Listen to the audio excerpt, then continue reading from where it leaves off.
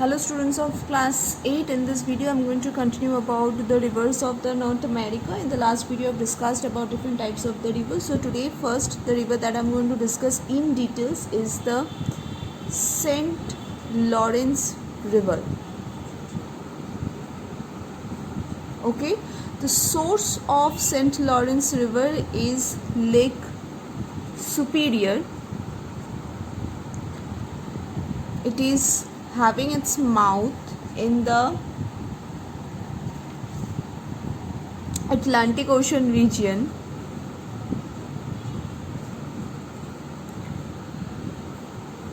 and the tributaries are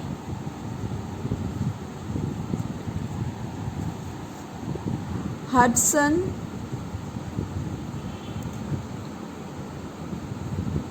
Mohawk, etc.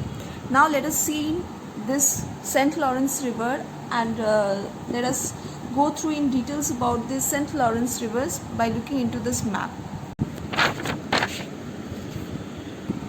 So St. Lawrence River. So St. Lawrence River is present in the northern portion of the North America. So the St. Lawrence River is the chief of all the North American rivers and flows into this Atlantic Ocean region, okay, into the Gulf of this St. Lawrence. It drains the Great Lakes like the Lake Superior, Michigan, Huron, Erie, Ontario, and on the border of the Canada and the United States. So this is the border of the Canada. So this portion is falling under the Canadian portion and this portion is falling under the USA region. That is why it is being said that on the borders of the Canada and the United States, and flow northeastward to empty itself into the Gulf of the St. Lawrence, Gulf of the Lawrence region. So you can see this is the Gulf of the Lawrence where the St. Lawrence River is draining, and it is a part of this North Atlantic Ocean itself. Okay. So this is the source of the source of the St. Lawrence River. So you can see this is the source from which the St. Lawrence River is flowing. Then it is flowing through all this, and it is and connecting all the Great Lakes of the lake regions of the North America, and finally draining into this northeastern portion. So you can see over here that is written also St. Lawrence River. Famous fall is located in between the Lake Erie and the Ontario, and the name of that famous fall is the Niagara Falls. You can see in the video map also here the Niagara Falls is being mentioned.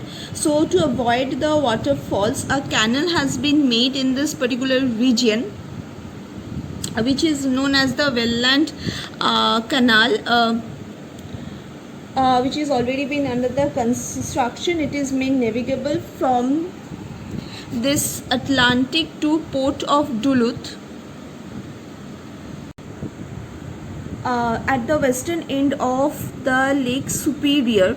So this portion, western end of the Lake Superior, this is actually over here the Duluth is present. You can see in this map over here actually Duluth is present. It is the western end of the Lake Superior. So, and the tributaries of this river are Hudson, Mohawk, Delaware, etc. The next river that I am going to discuss in detail is the Mississippi.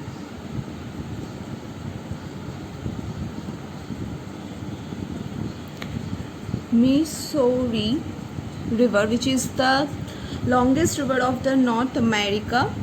Its source is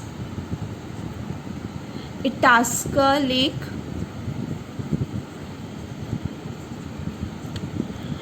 and it drains into this Gulf of Mexico region, and it has got many tributaries also like Yellowstone, Kansas, etc. Now let us see into the map. Let us see the map and get to know more about this Mississippi-Missouri River. The Mississippi-Missouri River is the Mississippi-Missouri River is the largest river, this is the longest river of the North America. You can see this is the Mississippi Missouri River, this is the Missouri River, this is the Mississippi River. So at St. Mississippi, so it originates from a lake called the Itasca Lake. Its chief tributaries are this Platte, then this Yellowstone. All these are the important. So this is St. Louis, where the Missouri River is meeting the Mississippi River.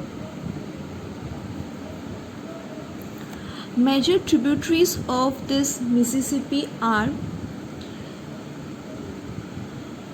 this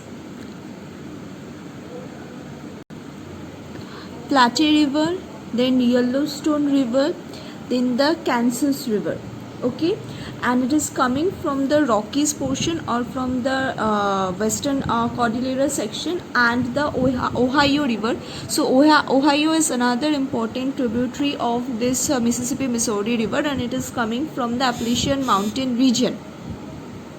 Okay, because this Mississippi Missouri is flowing through this plainland region, as a result of that it carries a lot of sediments and deposits a lot of sediments at the mouth of the river in this particular region, and formed a delta over here. We are calling the delta as the bird food or Digit Delta. Okay, so this is all about the Mississippi Missouri River. Next I am going to explain you about the Mackenzie River. So Mackenzie is one of the important river in the and is one of the longest river of the North America. Also it flows northward from the Great Slave Lake. So this is the Great Slave Lake. So this is the source of this river Mackenzie. You can see this is the river Mackenzie, and it is draining into this Beaufort Sea. Like the Mississippi Missouri, this river has also got many tributaries like the Great Bear, then the Arctic Red, etc. are the tributary of this Mackenzie River. And this is a river which is a part of the North Atlantic drainage system, and Mississippi Missouri is the river which is a part of the Gulf of Mexico section, and the St. Lawrence is the part of this North Atlantic drainage system. Next is the Colorado River. It is the largest river, means one of the largest and the major river of this western portion of the North American section. It rises from the Rocky Mountainous region, and it flows generally gently into this southwestern portion, and finally drains into the Gulf of California portion, which is actually a part of this Pacific Ocean drainage system. This river is very important. This Colorado River is very important. Why? Because there is a remarkable Grand Canyon formed on this river Colorado. The last river is the Columbia River. It is one of the chief rivers of the western United States and the Canada portion. It rises from the Lake Columbia of the British Columbia and drains into this Pacific Ocean. Snake is one of the important tributary of the Columbia River. Okay.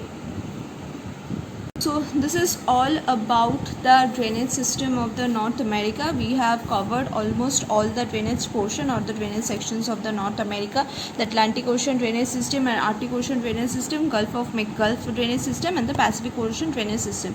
So thank you everyone.